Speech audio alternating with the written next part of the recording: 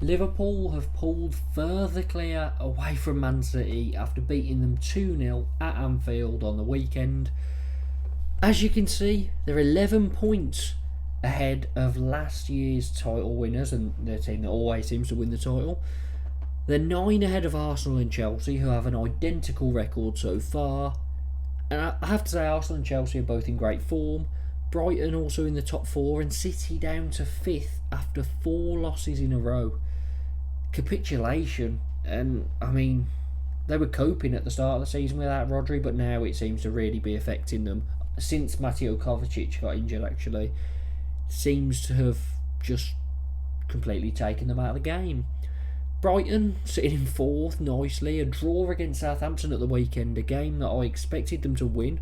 I actually triple captained João Pedro in my FPL team because he's been on good form, and home against Southampton, with them being bottom of the league, is really the ideal fixture for anyone.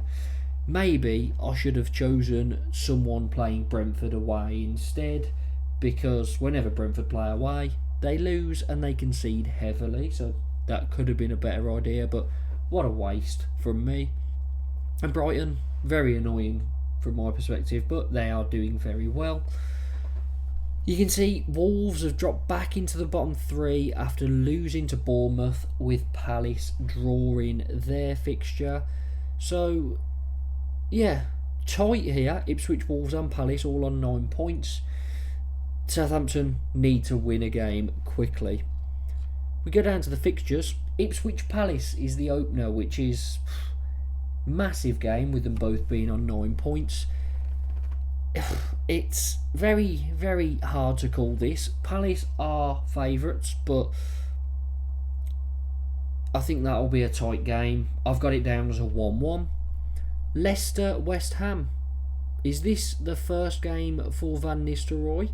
Yes, it is. Ruud van Nistelrooy, first game in charge.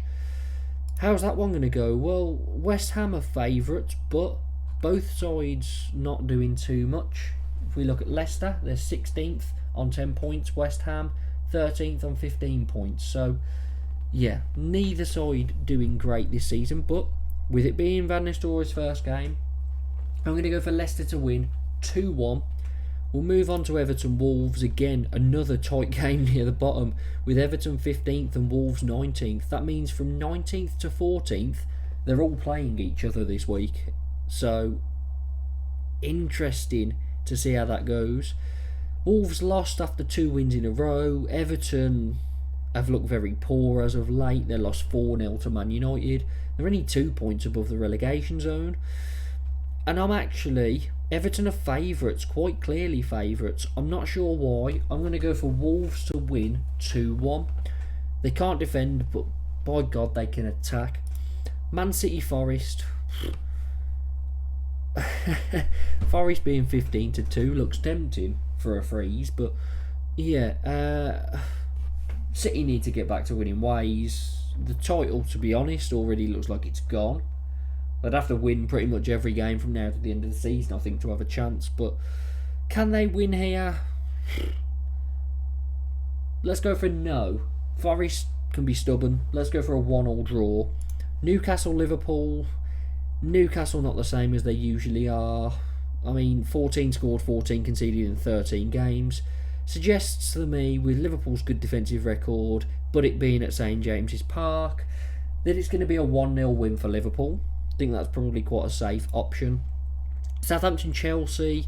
Chelsea in brilliant form. They look good. They battered Villa 3-0. It should have been more, to be honest, but they're just scoring for fun, creating lots of chances. They had a very strange indirect free kick. I haven't seen one of them for a while, but yeah, about 10 yards out, every Villa player on the line, including Martinez. It was a strange one, but yeah, Chelsea are great form, so I'll go for them to win. Do Southampton get a goal? They haven't been bad as of late, Southampton. They picked up the point against Brighton. They weren't too bad in the game before that. Was that the Liverpool game? I believe it might have been. Yeah, they lost it 3-2, but it was tight. And I think it was 2-2, and then Liverpool nicked a winner at the end. So, for that, I think Chelsea win it 3-1. Arsenal, Man United. Now this is the big one. Man United at 6-1 again doesn't look too bad for a freeze. They will start to come good. I mean, 4 games unbeaten. Amorim has taken charge of 2 of them. The draw against Ipswich and the 4-0 win over Everton. But I think at the moment he's just getting stuff together. I've got a feeling that he might start to kick on in the second half of the season. I think after Christmas, that's when we'll see Man United start to come good because, well, 1, he can start improving the squad in January, and 2, he is seeming to use this as a trial period, which is smart. He's giving everyone a chance, assessing his options and figuring out his best team at the moment. So, whilst I think there will be goals in this, even though Arsenal are good defensively, I'm going to go for Arsenal to win it. We'll go 3-2.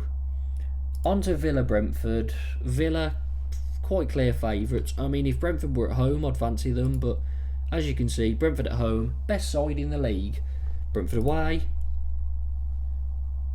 worst side in the league. Not on a points per game, but they've only got 1 point, same as Southampton.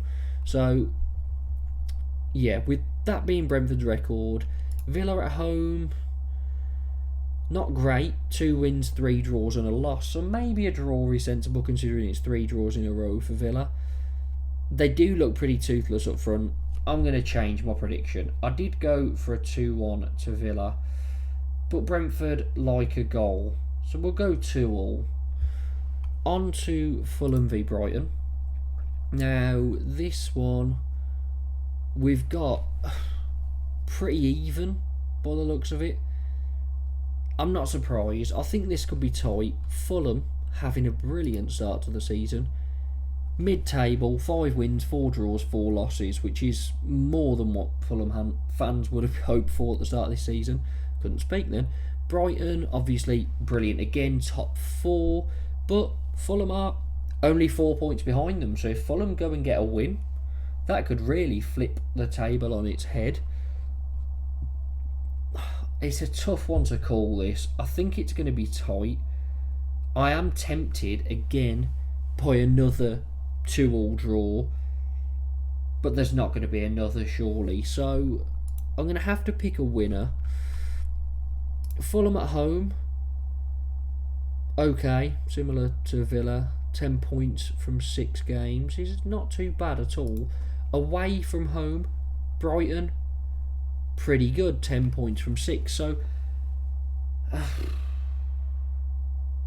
I'm tempted by that draw, but I'm going to stuff it. 2-1 to Brighton. Harsh on Fulham. I think it'll be a draw, but I've got to choose a winner at some point. So 2-1 Brighton. Bournemouth Spurs is our final game. And this will be a good one as well. I did point out as well, if you remember, before the last round of fixtures, that Bournemouth v Wolves was the game to watch. And by God was it. I think there were 3 goals in the first 9 minutes. Bournemouth won 4-2. Kluivert scored a hat-trick of penalties. It was a crazy game, and definitely the one to watch. So that was a good pick out. And Bournemouth Tottenham again. Whenever Bournemouth play, I always think, oh, this could be interesting. But considering they're playing a side that are just so gung-ho, like Wolves, that they're all attack, no defence. Brentford go for it. They can defend, but they go for it. Spurs and Bournemouth, they're probably the 4 sides. Brighton are another, but yeah, attack tends to be the motto. Whereas you look at a Newcastle, very defensive.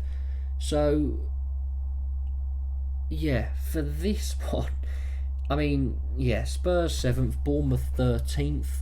Spurs, brilliant underlying numbers, second highest goal difference, but they win big and they lose small.